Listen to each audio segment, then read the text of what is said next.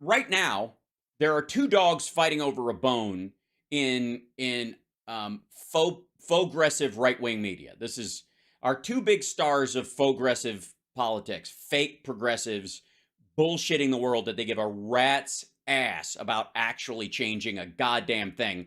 And the military industrial complex and the establishment, deep state, swamp, blah blah blah, caricature that these assholes decry all the time is the dog these ticks feed on daily. And another example is the dude who will, we see some people who are like lining up to gargle Trump's balls. These people are going to have to hand over the crown to Jimmy Dore and the Tucker ball gargling that happens on his show. Good Lord. Every time Tucker puts one of these videos out, there's just this fawning booster idea. Like he's like one of the people who rides along in the other bus in Slapshot, showing his boobs to Tucker as he heads to the next game. And you remember when this happened when Trump was president? Yes, I remember covering that with you. So handshakes Kim Jong-un. And then it says talks of peace sinks U.S. defense stocks. Yeah, what? So thanks a lot, Trump. So Tucker Carlson is going to. Oh, by the way, I wasn't watching the show back then. Neither were you.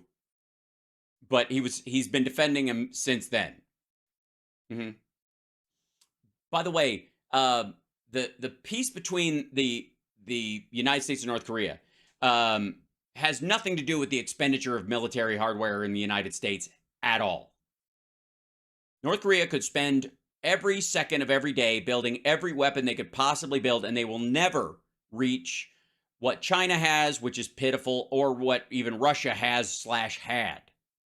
So the idea that somehow peace between us and North Korea is going to affect a stand down on military purchases in America or worldwide is fucking goofy.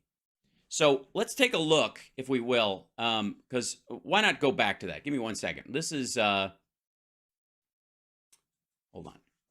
Trump, Kim, handshakes, defense stocks. We'll just go there. This is, close, go away. Okay. Control plus. Okay, so, whoops. Shrink this down. This is the article that he references. Never seen it before. Let's give it a look. Trump-Kim handshake, talk of peace, sinks U.S. defense stocks. Talk of peace between the U.S. and nuclear-armed North Korea sank defense stocks Tuesday. While the broad U.S. stock market reacted to the historic agreement between President Trump and North Korean leader Kim Jong-un to establish a new relationship committed to peace and prosperity was muted, shares of defense contractors took a dive. Shares of Raytheon, which makes Patriot and Tomahawk missiles, closed 2.8% lower. Lockheed Martin, which supplies the Pentagon with air and missile defense systems, and the F-35 stealth fighter jet tumbled 1.3%. It tumbled a whole percent. And Northrop Grumman, which has increased its focus on cyber warfare and missile defense systems, declined 1.5%. Boeing, which makes Apache helicopters and practically every fucking plane that Southwest owns and that you've ever flown in, and aerial refueling, dipped 0.1%. Well, apparently they're not expecting Southwest to open a route to Pyongyang anytime soon.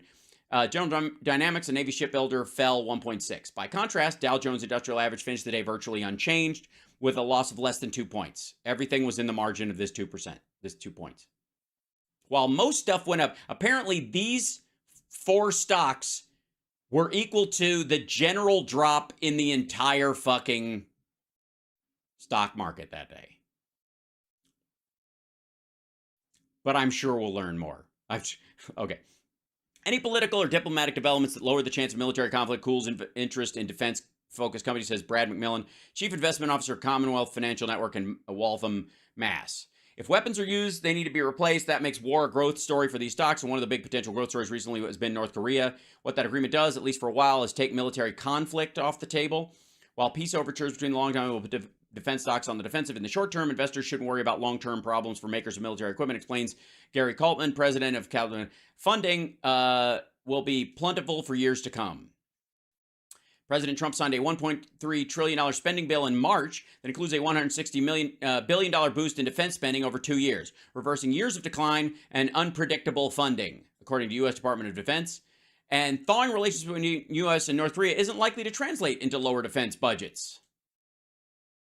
Bloomberg Intelligence aerospace analyst George Ferguson noted recently he expects the U.S. military expenditures to continue to rise. If North Korea turns from a pariah state to being welcomed in the world community, there's still enough trouble spots to require strong defense spending, supporting revenue, and profit growth at prime defense contractors. These are the yeah buts. Read down to the yeah but. What do I always tell you? U.S.-based defense companies get a large portion of their sales from the Pentagon. U.S. government, both Raytheon and Lockheed Martin, for example, get 70% of their sales from the U.S. Not the government, but the U.S. in general, because they make a bunch of other shit, but whatever. According to Bloomberg. That's likely why the handshake between Trump and Kim that made global headlines in North Korea reaffirming plans has not been bullish development for defense stocks. Yeah, not being bullish is not the same thing as being bearish. Now, let's see. 420 p.m. East, June 12th, 2018 is when that was. Let's see. Give me 1 second. I want to look at something.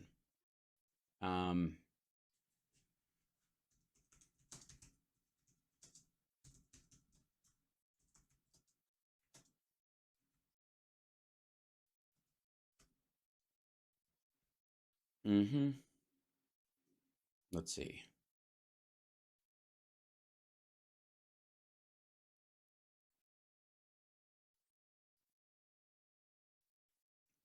I don't want news. I don't want the actual. Hold on. Let's see. Stock news for.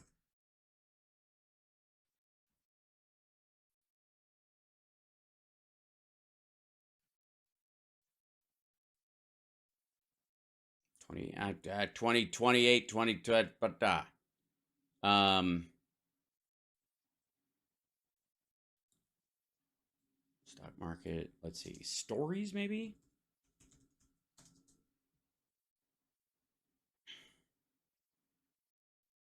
I just want the year. I don't want now. Stop trying to give me shit I'm not asking for. Here you go.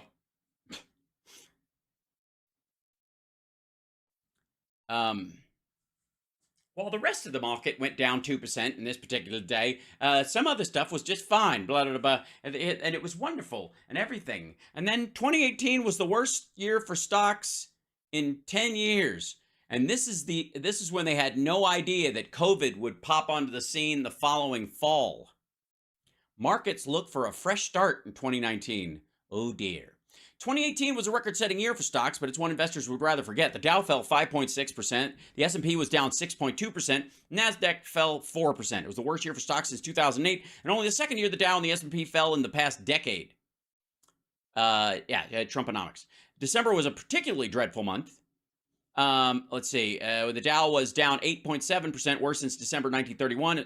In one 7-day stretch, the Dow fell by 350 points for more 6 times. Worst year for the index ever. Christmas Eve. S&P 500 was down more than 1% 9 times in December alone, compared to 8 times in 2017. It moved that much 64 times during the year. 2018 was all bad. The S&P set an all-time record on September 20th, and the Dow closed on its record October 3rd. Dow was closed more than 1,000 points higher on December 26th, first time ever to accomplish that feat. But 2018 will be remembered as extreme volatility. So tell me again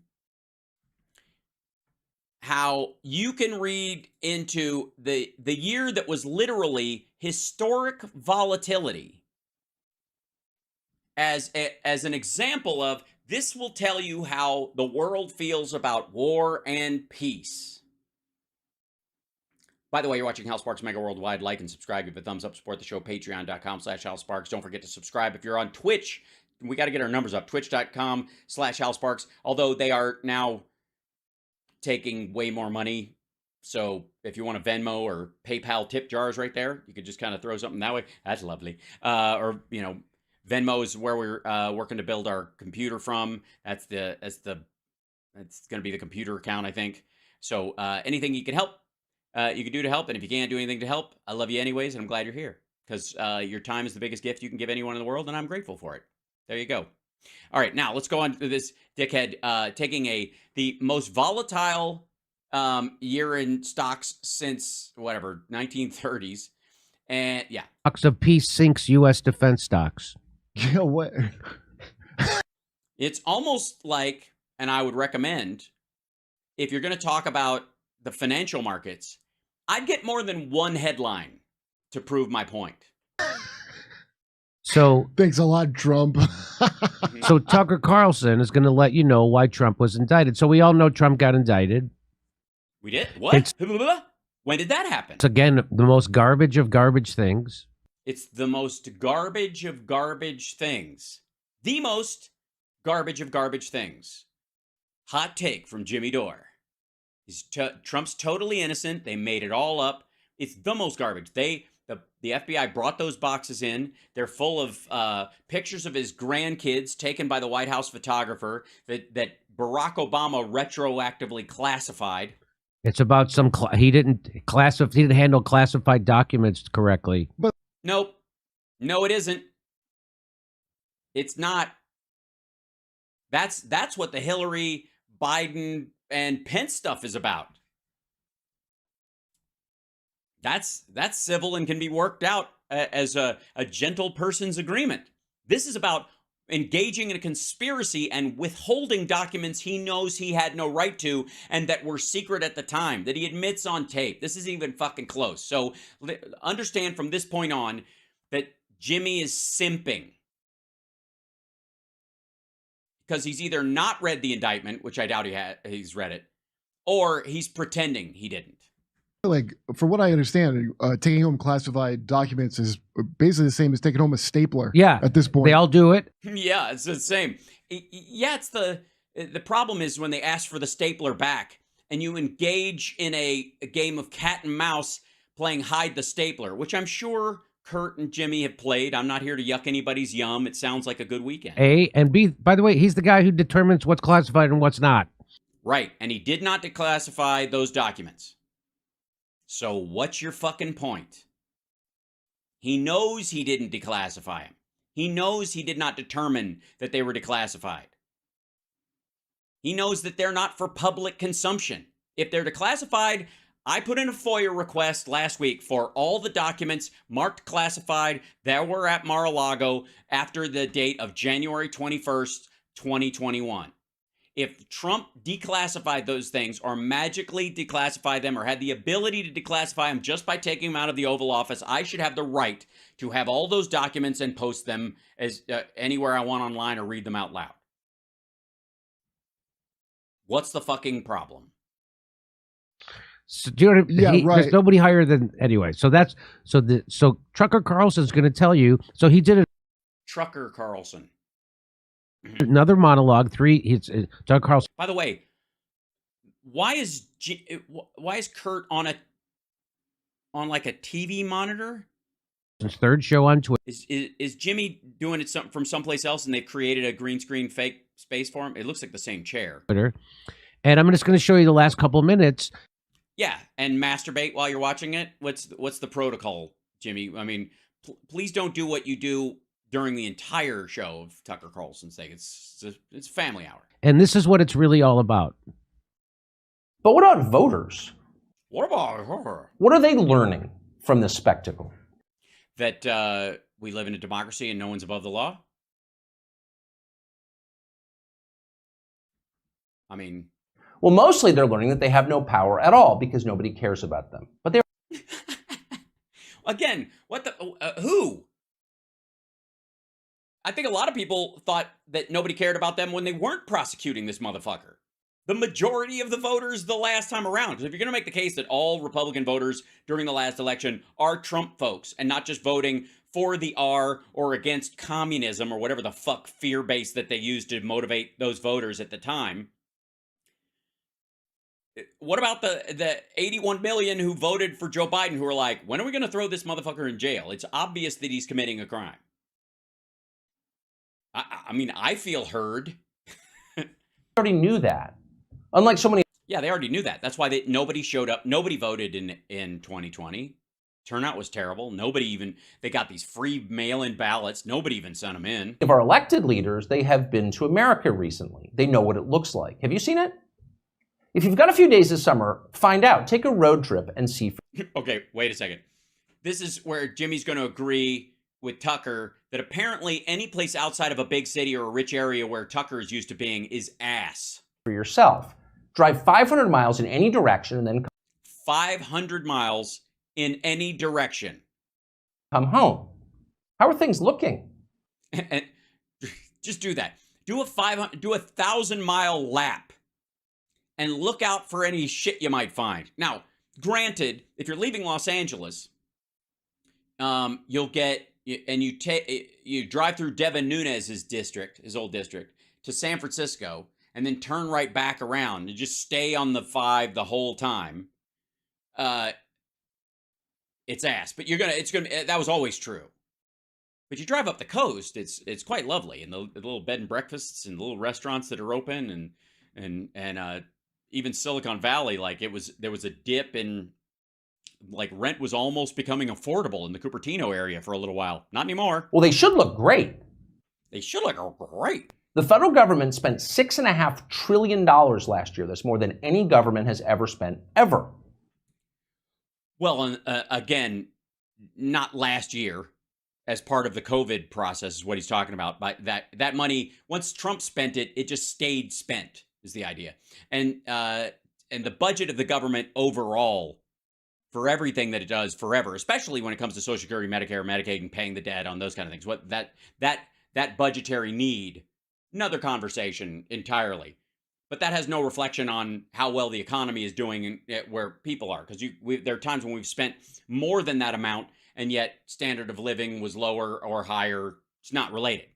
So at the very least, you would expect pristine public roads.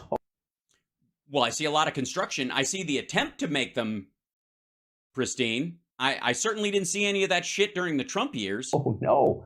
That's not what you see when you drive around this country. Look at Jimmy. No. I mean, just come up into the Hollywood Hills. I live in one of the richest areas in the country, and in a $1.4 million house, and there's soft curbs everywhere. I mean, obviously, it's,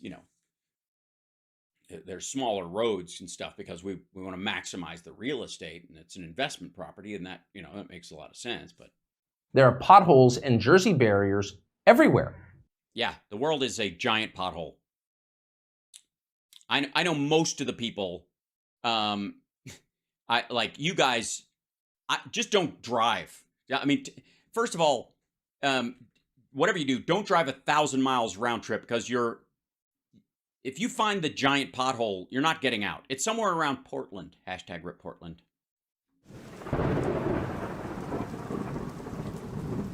Goodbye, Portland. We hardly knew you. Looks like Tegucigalpa before the Chinese decided to rebuild the infrastructure of Honduras. Yeah, that's what the United States looks like. And that's what it would look like to a heir to the Swanson dinner fortune who barely ever leaves his cedar closet rec room in upstate New York. We don't have China buying our roads. Thank God. So the point that Tucker's making right now. Oh, okay. Guys, we have Tucker translations live from Jimmy. Let's see if he. Now, what I've basically seen from Tucker is that what infrastructure bill is the idea, and that the country is falling apart. Nobody gives a shit. Nobody cares. And the Biden administration isn't doing anything. It's probably because there's a gay guy running the Department of Transportation. That's the inference that we're supposed to take from that, his tacit implication.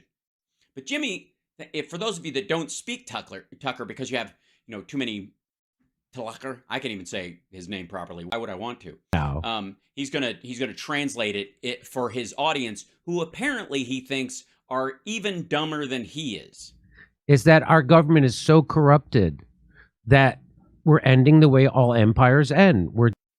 No, that's not what he's saying. We're spending all this money on nothing. On nothing. Just healthcare and veterans benefits and airports and nothing. Just keeping people alive during a pandemic. What a fucking waste. All these useless eaters. Ladies and gentlemen, I present to you Jimmy Dore, winner of the Henry Kissinger Award for detesting of the normals. Meaning it's just going right to corruption. And It's just going right to corruption. That's how they all end. Some of them were raided by bigger, stronger tribes and murdered. You know, like the Russians are trying to do to the Ukrainians right now. that's what it is. The CARES Act was nothing but corruption. That's all it was. It was corruption. Nobody cares. You think people fucking care? It didn't benefit anybody. You're not alive right now. Okay. Also, he's talking about he is making an important distinction. He's relating the $6 trillion to the CARES Act, where Tucker is trying to imply that that's the budget all the time, that we just dump trillions of dollars. And again, the government did do about $6.5 trillion worth of direct stimulus to fill a $20 trillion hole in the economy caused by COVID. Now, sexually, I'm sure both of these gentlemen know what it's like to try and fill a $20 trillion hole with $6 trillion, metaphorically speaking. And they're aware of that level of disappointment. But you never tell anybody about that, I guess. You just brag. That was a $5 trillion corruption package that It was a corruption package. It just went to oligarchs and rich people and rich oligarchs. Bernie Sanders and all the Democrats said was good for you, and they all lied. They all lied. It's bad for you. You should have just sucked it up, America, you wusses. And what he's pointing this out. Is he? Because I think you're just taking the general tenor of fuck government spending and just dovetailing it into your stupid argument that it's all over. It's fucking over. It's over. The entire country's over. It's been over for a long time. And it's dead and it just doesn't know it yet, which has been this asshole story for fucking years now. That we're not even, our country is crumbling underneath us. Our infrastructure is crumbling as we're sending hundreds of billions of dollars to corrupt countries. We're spending all kinds of money, but we're not spending it on us. And you know, okay. Now, there's a reason why Jimmy just does not give a fuck. He just does not, like, he's never going to read anything that contradicts his belief system. Like, there are people who operate entirely on confirmation bias on the internet. And then there are people who, like, their confirmation bias is actually based on stiff-arming any form of reality. Jimmy is always talking about how the ruble is doing great right now. And the Russian ruble and the Russian economy is doing fantastic. No matter what Westerners try to do, we haven't done anything. The ruble is trading at 11 yuan right now, Chinese yuan. You can get 11 Chinese yuan for 1 ruble. You used to be able to get, last year, you got 7 yuan for it. So if you think I'm just kind of like US dollar versus ruble, making a comparison that the US dollar, which is worth more than $1 right now, is where you could buy 86 rubles, Russian rubles, with one US dollar. 86. It's 86 to 1 right now, today. This time last year, it was 60. You could buy 60. You know, that's not economic growth. Now, if it was just the US dollar, you could say this is a tit for tat kind of, they're monkeying around with the numbers and yada yada. But the same 40% difference that they've had to deal with is true in every currency the ruble is traded in right now, including the Chinese yuan. Now, Jimmy talks all the time about how, China's going to eat our lunch and Russia's kicking ass and blah, blah, blah. Okay. Let's take a look real quick at infrastructure projects today.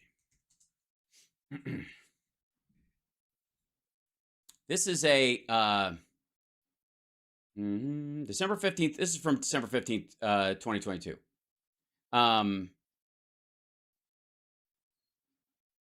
Here you go.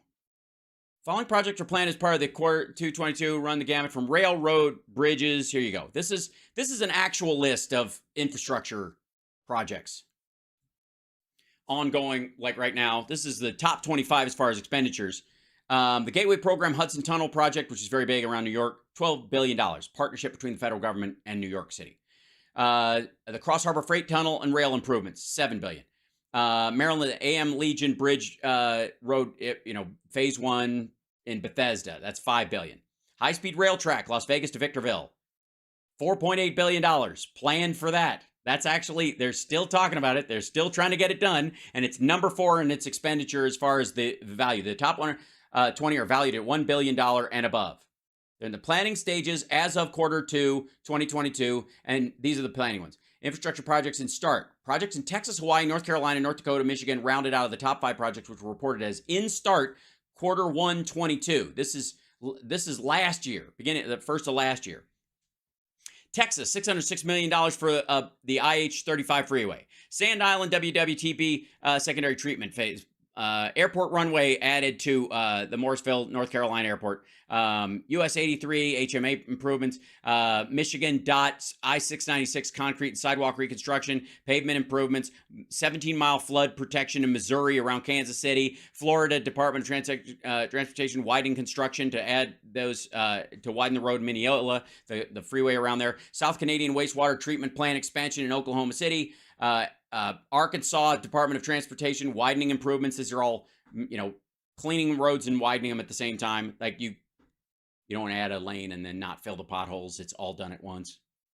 And if you're going to do it, do all of it. That's what's happening. That's why you're seeing a widening improvements in this. US 77 freeway improvements. California concrete pavement improvement. $176 million for that. Williamsburg Bridge rehabilitation rebid. North Dakota. Washington State, the Chief Joseph Dam generator rewinds in Bridgeport, paving improvements, Grains water treatment plant expansion in Brighton, Colorado. So those that's just for starters. Okay, these are the top 25 U.S. infrastructures projects ongoing and planned as of December 15th, 2022. We are now in 2023. This is all part of the infrastructure bill and the Biden budgets that we've seen already. Jimmy doesn't know about any of those things. Neither does Kurt. They have no interest whatsoever. And you want to see, let me show you a piece of, can I show you something? This is Jimmy's biggest, here, let me show you Jimmy's worst nightmare. This is going to really fuck with him. This is going to be, he's not going to like this. He's not going to like it at all. There's a couple things. Where is it? I posted this earlier. Okay, first of all, this one, the Friends of Jimmy, the Fidge, over at the GOP posted this whole thing. 61% of workers report living paycheck to paycheck in Biden's America, which is down 17% under Biden. It was 78% when Trump was in office. While Trump was in office, 78% reported living paycheck to paycheck. Now, under Joe Biden, 61% of workers report living paycheck to paycheck. Could we get it lower? Absolutely. Is it going in the right direction? Absolutely. Do you want to get the guy back in office who left it at 78% and was like, we're doing a great job. We're doing such a great job. It's a great job. Fucking great job. Great job, everybody. Great job. You're doing such a great job. The other one is, if I may, I'm going to Viva Las Vegas. Where are we? Trump is yeah. Okay. Yeah. So oh man, I think I posted it in here. Yeah. No, did I do it under the GOP or where? Hold on. I gotta find this paper. Okay. It's on.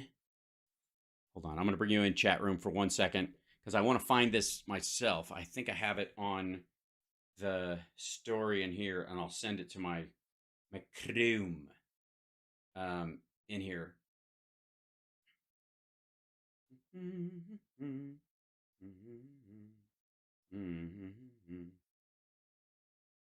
is it? There was a report today on the, let's see, confidence.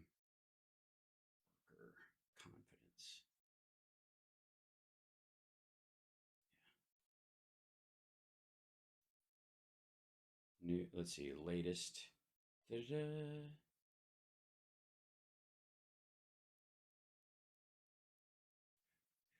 I'm going to find it. It's going to bug me, but I don't care. Hang in there.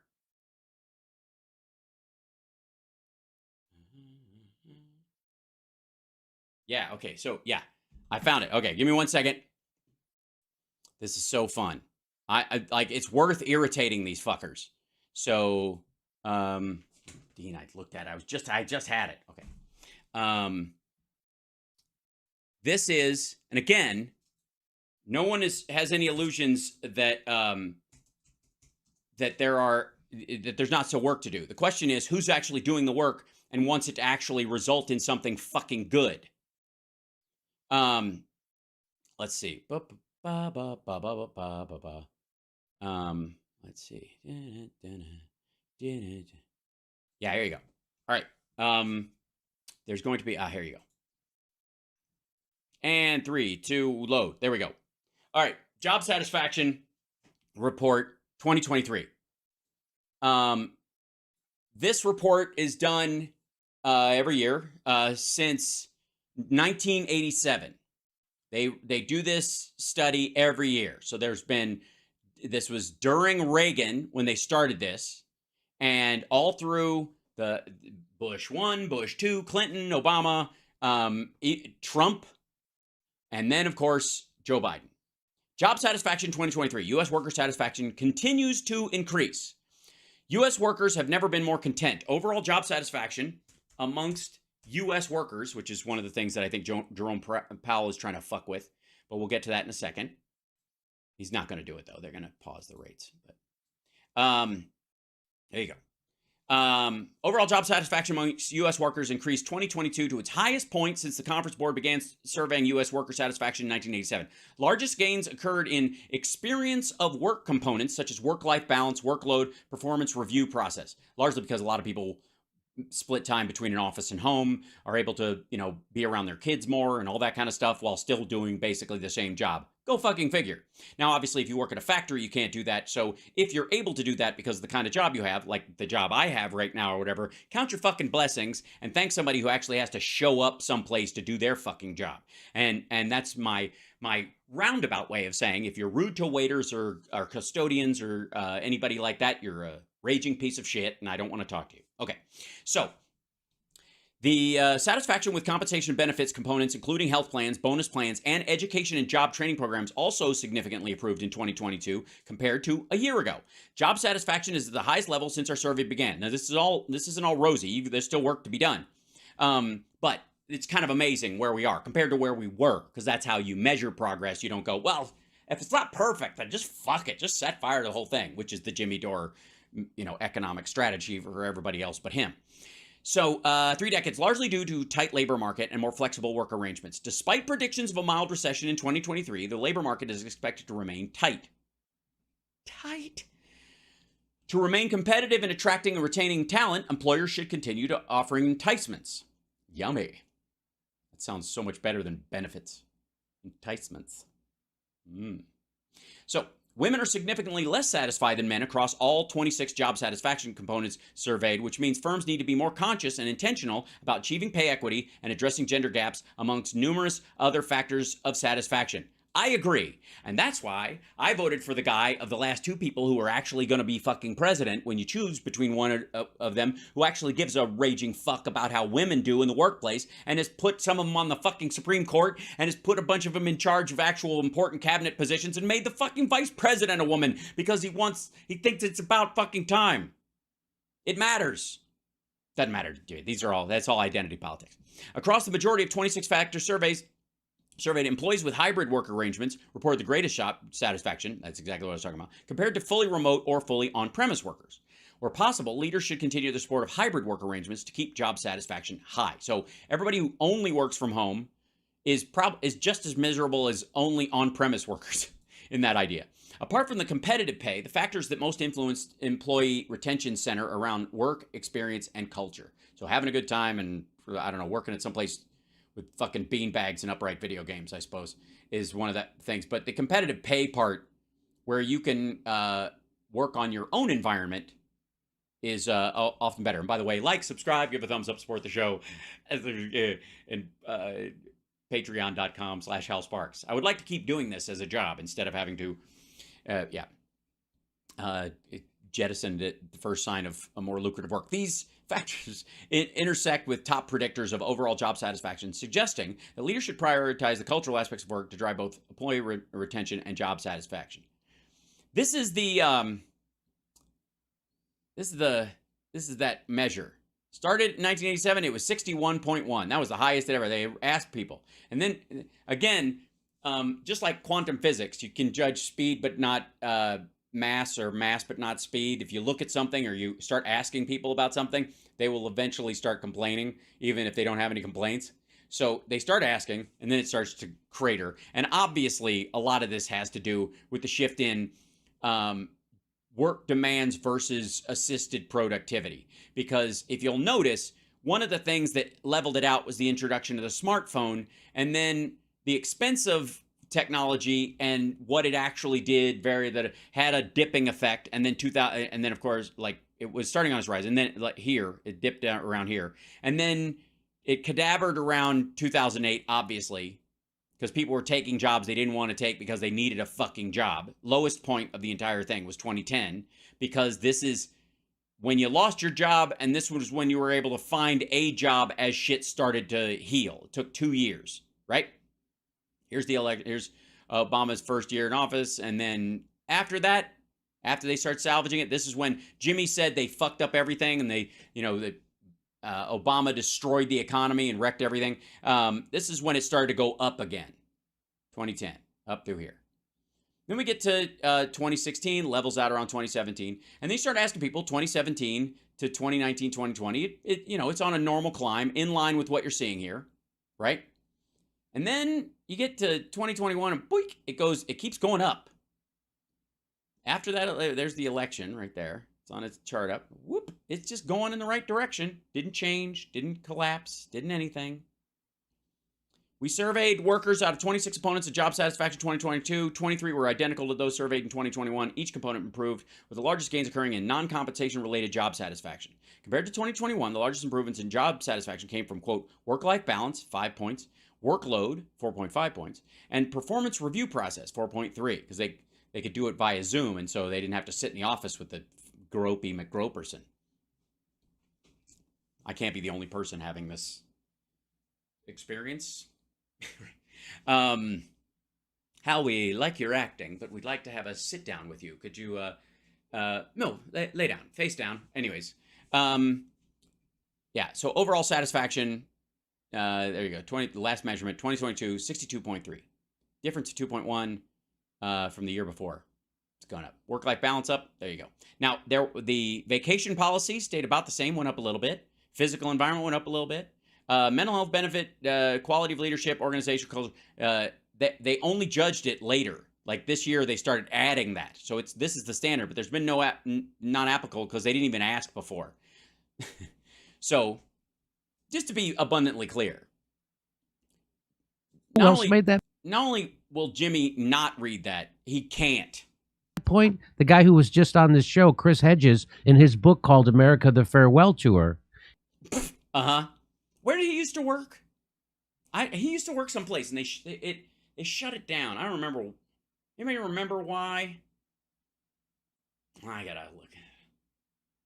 Something to do with it. Was a toxic work environment, something. He documents the hollowing out of America's infrastructure. Did he document it? Uh-huh. By the did he do a new updated version of it where Biden passed an infrastructure bill and projects have actually started? Did he hey guys, there's an asterisk now on the title. Shit. Our cities because of neoliberalism, capitalism. Well, because of neoliberalism, capitalism. That's why. That's not because Republicans fought an infrastructure bill that they themselves would agree on because it would have given Barack Obama a win, and then Trump didn't want to do anything that anybody else had crafted before because he's an egotistical dickhead. And then Biden went, I don't care, let's just do the fucking thing. Tucker Carlson is onto that too. Is he? It's interesting that our bellwethers in this situation, the canary in the coal mine for economic difficulty is a dude who lives in $1 million house in the Hollywood Hills and a dude who lives in a $20 million house in upstate New York, both of whom who have TV studios in them. You know, blue collar. Now he knows that the government is completely corrupted. Does he? How's he feel about Fox? And that we're spending all our money on Empire. Are we? I thought they canceled that show. And none of it on our own people. And that's... None of it. We're not spending any money on our own people. It's so sad. It's terrible. Like the agriculture bill. It's just about farming in Ottawa. The point he just made. No, it isn't. But the bigger point is that... He didn't make that point. He made a point that the economy should be doing great and that money should be translating into roads and bridges and stuff, but the place is a shithole because he just looks at everything that isn't the fucking Hamptons like, oh my God, this is how people live. Everybody in the news business is on board for that agenda. And he's the only one pushing back, which is why he got fired. He's got No, it's not. He got fired because he cost the network about $1 billion. a little bit more to say. Really? So they're falling apart. Yes, the roads are falling apart. Everything's falling apart. I don't even ride on the roads anymore. I ride on the shoulder because it's seen the least amount of action. You'd think the people you would pass on your road trip would look happy and prosperous. Again, Yeah, but they're seeing you. So, you gotta understand, Tucker, like, you're gonna think everybody's miserable because when they see you, they're like, oh, that fucking guy. See what I mean? I don't know about you. I walk around and I see a lot of people having a good time. I see a lot of smiley people. I do. It's lovely. this is a very Even when I'm not recognized because of my flowing locks. Even when I'm misgendered by Lab Rats fans who are like, what the hell? rich country. But a lot of them don't. Quite a few appear to be strung out on drugs. Oh, so you've been to Mar-a-Lago. All right. Quite a few of them seem to be strung out on drugs. I think Jimmy feels betrayed. See them shuffling by shuttered storefronts in small towns. Do you? And you wonder, as you see all of this, where did all the money go? It's certainly not. We give these poor people all this fucking money, and these fucking homeless people, we build all these shelters, and we give money to like fucking soup kitchens, and you donate stuff. Where the fuck does it go? Up in their arm? People are trash. Right, Jimmy? The fuck? Not here. Well, it's in Washington. It's in Fairfax. I don't even know what the fuck he's nodding about. It's all in Washington. You think it's not here. It's in no, I thought it was in Ukraine. Weren't we sending it?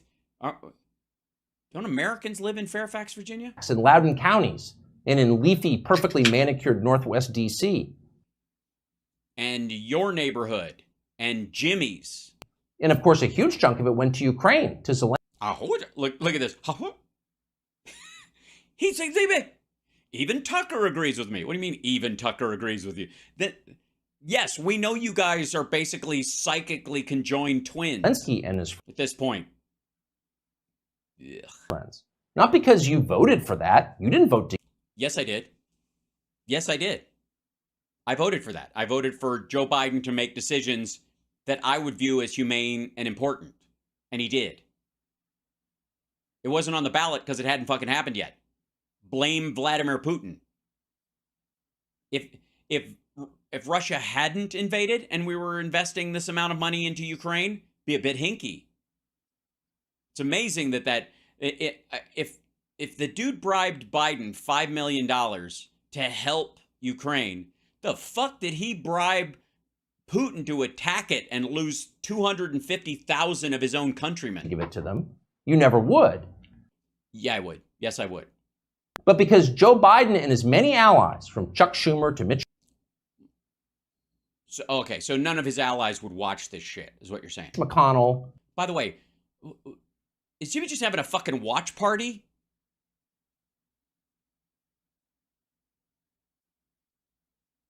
Eek. To Paul Ryan and every single news anchor on all of television, all of them believe. All of them. Everybody who's still got a job in cable news is different than me. that Ukraine, its borders, its future, its infrastructure are all more important than the town that you live in. No. Nope. It's an important priority, but it's part of the defense part of our budget. If it was more important than that, then we would be diverting infrastructure funds to build their roads. I sincerely think that, and it's obvious. Hold on. All of television, all of them believe that Ukraine, its borders, its future, its infrastructure are all more important than the town that you live in. They sincerely think that, and it's No, they don't. obvious. No, it isn't. Everyone in power thinks that. I don't know. Is this Jimmy's show now? Is he just like an outrage sign language interpreter? He like a sign language interpreter normally would just take what Tucker's saying and translate it for people who are deaf. What Jimmy is trying to do is translate the kind of vapid, low energy, whiny tone of Tucker Carlson and kind of goose it up into, aren't you mad now? Everyone in power thinks Ukraine is more important than fixing homelessness in America or fixing a bridge in America. Or everyone in power is more interested in Ukraine than they are in fixing homelessness or a bridge in America.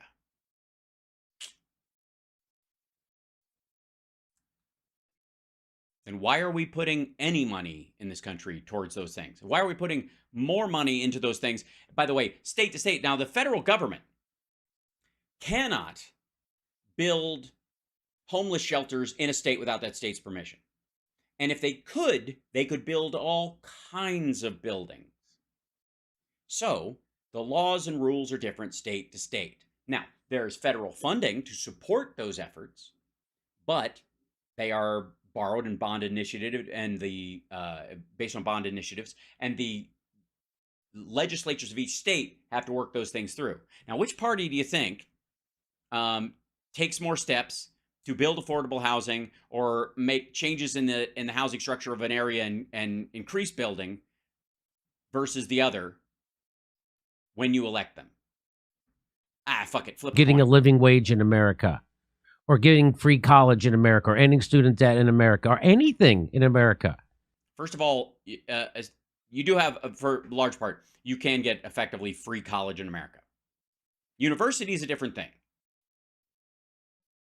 But there's so much financial aid available that is gratis.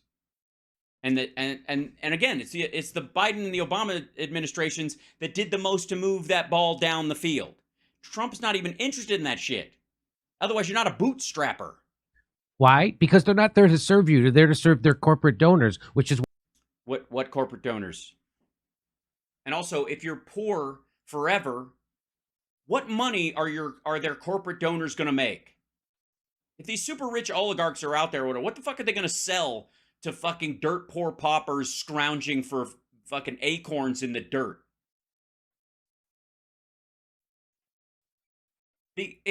Every corporation in the United States, anyways, has a reason, with rare exception, I suppose, a reason for a gigantic middle class with extra money in their pocket. Some of them just argue that they don't want to pay taxes and get that, and they think they can just bullshit people into giving them their money. Why we live in a completely 100% corrupted country, which... If we're in a 100% corrupted country, why should anyone listen to you? If it's 100% corrupt, everybody's corrupt. Everybody's corrupt. Nobody's corrupt. That's how the system works. If you live inside the system while decrying the system, you are part of the system. You are the system. Which is why that military budget... Sorry, somebody was saying in the chat room, is Hal still optimistic? I need to pick me up. You goddamn right I am. Go listen to my the podcast I did with Bob Seska if you need to pick me up. I'm there for you. Fear not. And by the way, can I remind you, in case you're just joining us right now, what we are watching right now is a video of two millionaires telling all their internet viewers who are watching their shows on their laptops, their flat screen TVs, or their $700 minimum cell phones, that their country around them, their neighborhoods, the places they actually live, not where they are, but where you are, is a shithole. And it's an unrecoverable shithole because you're powerless, because you are a sucker who votes. And every time you vote, they just screw you. And that's and like, it's the same fucking argument. But the base of it is we're seeing 2 millionaires telling us all how we live in hell. And by the way, maybe by comparison, we do. I don't live in $1 million house. I certainly don't live in a $20 million house. But these two assholes do. So maybe, just maybe, it's their perspective. Maybe when the rest of us look at the infrastructure around us, we recognize that's the wear and tear of actual people living actual lives, going to actual fucking jobs, doing shit, and that asphalt is one of those things they need to, maybe innovate a replacement for sometime in the future, because it breaks down over time, because as cars get heavier and faster and stronger and all that kind of stuff, and trucks are providing bigger and heavier goods, or stacking fucking, 2 trucks on top of each other and all that kind of stuff, they break those things down, and we have to repair those things, and it's part of state budgets and it's part of federal budgets, and that's just the reality of people who actually live in the real world. But these two motherfuckers, one who lives largely on his iPad and another one who lives in a $20 million pad, neither of whom are regularly bothered by they don't see any regular people unless they're in an audience at a show.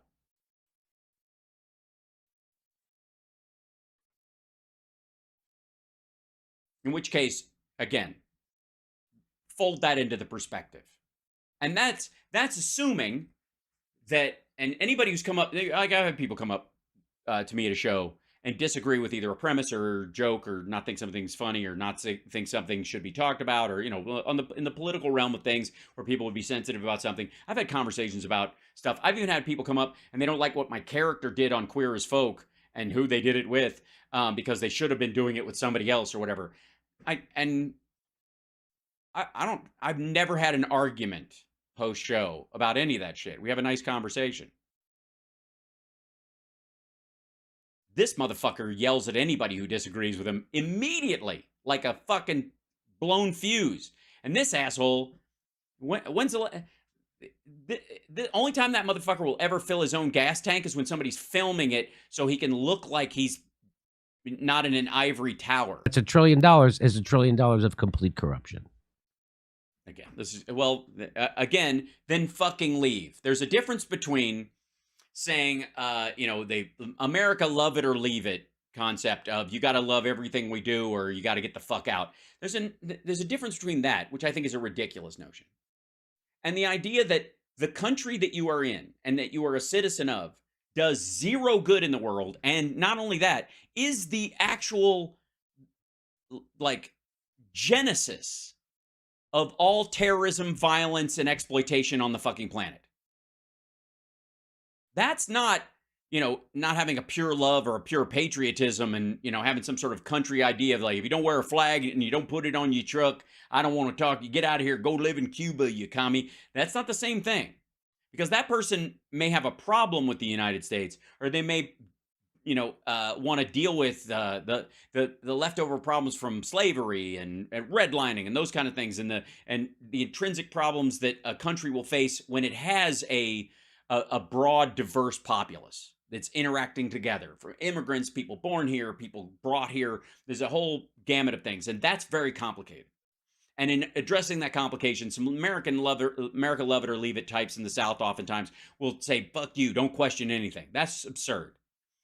That's very different, though, than this motherfucker who thinks that the country he lives in $1 million home, and who he broadcasts from, being able to say whatever he wants about the government anytime he wants, freely with zero ramifications, is the root of all evil on the planet. And I myself, if I believe that to be the case, if I lived in Bomdonia, and it was this evil country that all we did, we were run by Dr. Evil, and all we did was bomb shit, and we lived on a volcano island, and occasionally I saw boats going by from other countries, I gotta say, in good conscience, at some point I'd have to make a swim for it.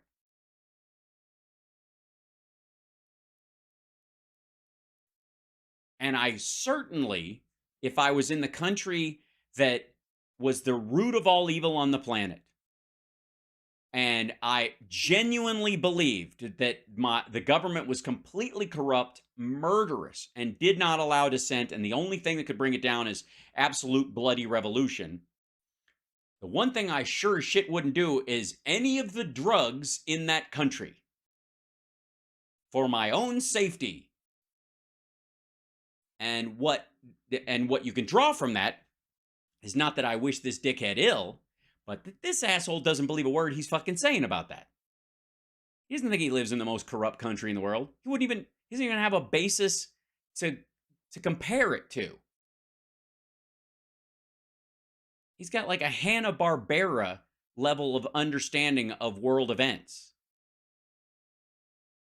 Because if he thought it through at all, he'd go, I have to leave. I can't be here. I've got to leave this country and speak my truth from someplace else. Someplace safe. Someplace like, fuck.